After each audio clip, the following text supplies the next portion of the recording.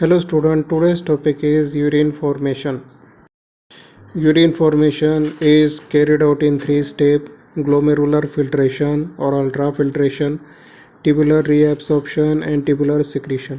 यात पहिली स्टेप आहे glomerular filtration.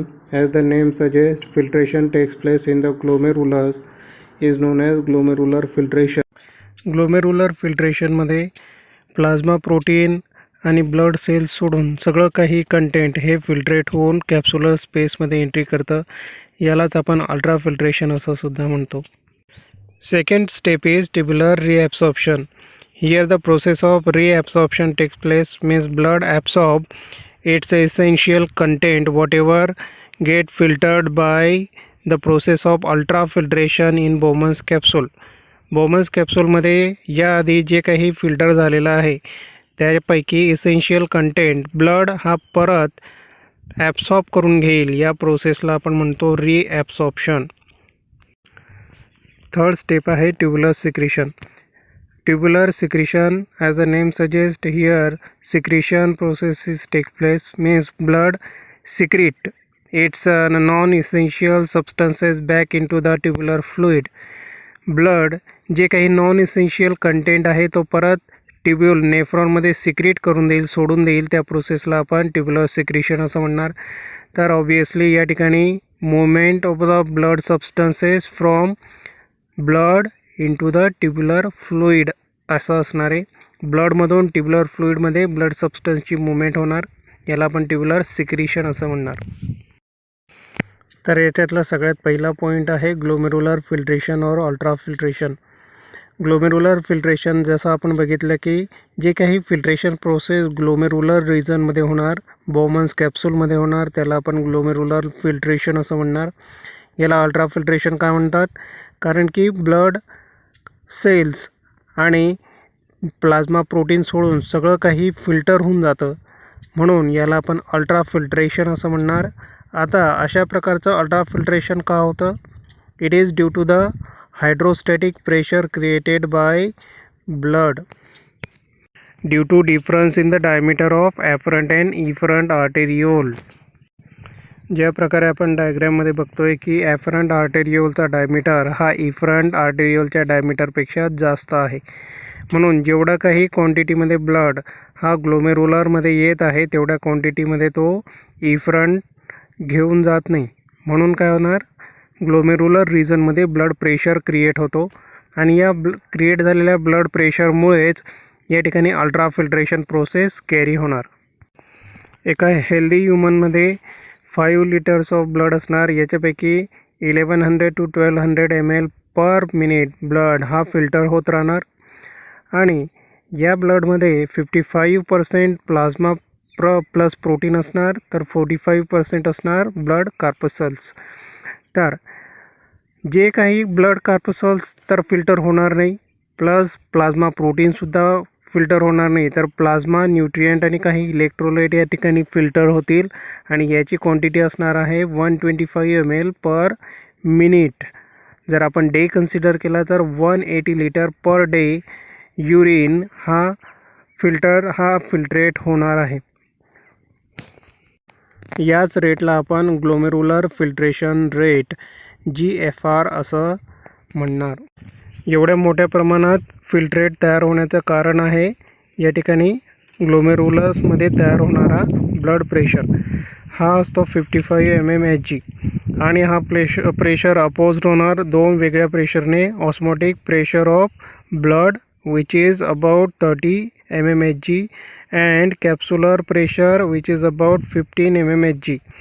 जर आपण या ठिकाणी main effective filtration pressure calculate केला तर आपल्याला तो मिळणार आहे 10 mmHg, ज्याच्याने अल्ट्रा फिल्ट्रेशन प्रोसेस ही कॅरी होणार.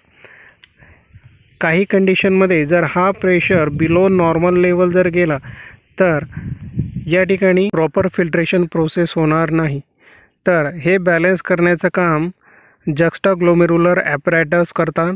Juxtaglomerular apparatus, it is made up of juxtaglomerular cells of afferent arteriole plus macula densa of distal convoluted tubule. या ठिकाणी वरती डायग्राममध्ये आपण बघतोय की जक्स्टाग्लोमेरुलर सेल्स ॲफरंट आर्टेरिओलचे काही सेल्स असतात जे ग्लोमेरुलरच्या जवळ आहेत, म्हणून त्याला जक्स्टाग्लोमेरुलर असं म्हणणार. प्लस डिस्टल कन्व्होल्युटेडचे काही सेल्स आहेत ज्यांना आपण मॅक्युला डेन्सा असं म्हणणार. तर मॅक्युला डेन्सा हे डिटेक्ट करतात ब्लड प्रेशर, ब्लडमधलं सोडियम आयन कंटेंट, आणि नंतर जक्स्टाग्लोमेरुलर सेल्स जे ॲफरंट आर्टेरिओलचे आहेत ते सिक्रीट करणार रेनिन. याच्याने ब्लड प्रेशर इन्क्रीज होणार आणि परत फिल्ट्रेशन, अल्ट्रा फिल्ट्रेशन प्रोसेससाठी लागणारा प्रेशर क्रिएट होईल. प्लस ग्लोमेरुलर रिजनमध्ये अजून मेसेनग्लियल सेल्स असतात. मेसेनग्लियल सेल्स ह्या जे ग्लोमेरुलर पोर्शनमध्ये काही प्रोटीन जर ट्रॅप झालेले असतील तर त्यांना रिमूव्ह करण्याचं काम करतात. जे बेसमेंट मेम्ब्रेनमध्ये ट्रॅप झालेले असतील त्यांना क्लीन करण्याचं काम करतात. त्याचसोबत मेसेनग्लिया सेल या कॉन्ट्रॅक्टाईल प्रॉपर्टी शो करतात which help in changing filtration pressure in the glomerular capsule. Glomerular कॅप्सूलमध्ये जर फिल्ट्रेशन प्रेशर हा कमी जास्त होत आहे तर त्याला बॅलन्स करण्याचं कामसुद्धा या ठिकाणी मेसेनग्लियल सेल्स करतील.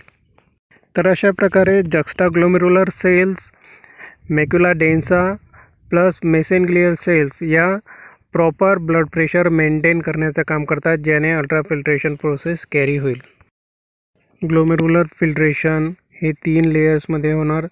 सगळ्यात पहिला लेयर असणार आहे ब्लड सेल्सचा, ब्लड वेसलचा, ज्यांना आपण एंडोथेलियल सेल्स असं म्हणणार. Endothelial cells are based on a basement membrane and the last layer is made up of podocytes. If we magnify this area, then we can see this. The innermost lining is red colored, which is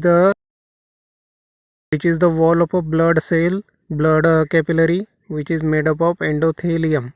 So endothelium is fenestrated, means it has pores and through which the plasma and other content get filtered.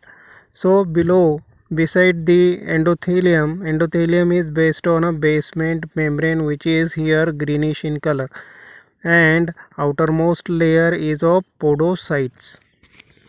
या डायग्राममध्ये आपण बघत आहोत की blood मधून जे काही content filter होतं ते कशा प्रकारे फिल्टर होणार. तर या ठिकाणी 3 लेयर दाखवले आहेत. सगळ्यात पहिला लेयर असणार आहे ब्लड वॉलचा, ब्लड कॅपिलरीचा, जो बनलेला असेल एंडोथेलियमचा. एंडोथेलियल वॉल ही फेनेस्ट्रेटेड असते, म्हणजे त्याच्यामध्ये गॅप्स असतात आणि या गॅपमधून ब्लड किंवा ब्लड प्लाझ्मा हा फिल्टर होणार. तर एंडोथेलियम हा बेसमेंट मेम्ब्रेनवर प्लेस असणार आणि सगळ्यात बाहेरचा लेयर असणार आहे पोडोसाइटचा. ओके, तर या सगळ्यांमध्ये काही गॅप असणार आणि या गॅपमधूनच जे काही प्लाझ्मा प्लस न्यूट्रिएंट आणि इलेक्ट्रोलाइट आहेत ते फिल्टर होणार. So this is all about glomerular filtration.